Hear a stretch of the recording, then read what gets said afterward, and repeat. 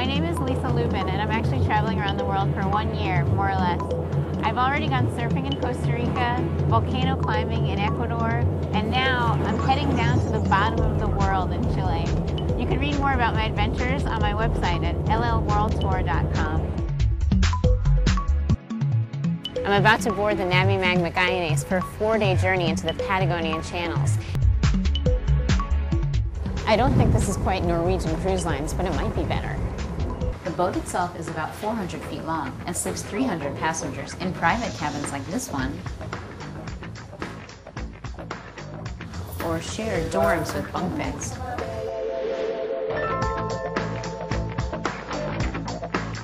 They even have curtains for privacy like this, to have your own little comfy coffin. Buenas noches. Gracias, señor. It also has a pub, a restaurant, and a ton of outdoor space where you can soak up the balmy Patagonia breezes.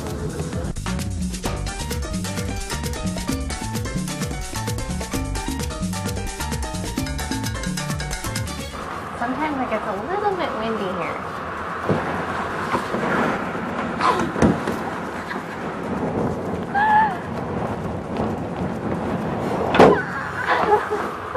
Just a little.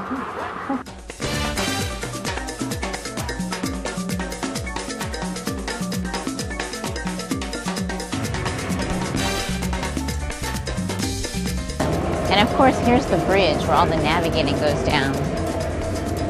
Hopefully not the ship. I have the total control of the ship, and I have 45 people on board.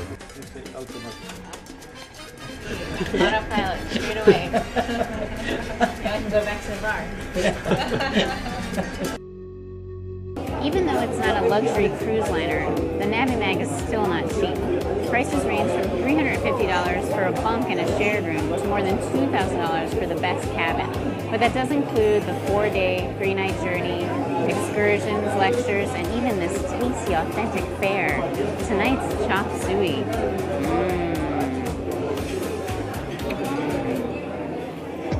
Aboard the Navimag, you can meet folks from all over the world. You're outside, the sun is shining right now. That's what I like. Definitely a mix of clientele. I've got a lot of different nationalities, and it's a good insight into how different people travel and what their idea of good travelling is, really. Just the people, really. It's basically pretty cool, diverse range of people from all over the globe. I think it's very nice, but I was hoping for a little bit better weather.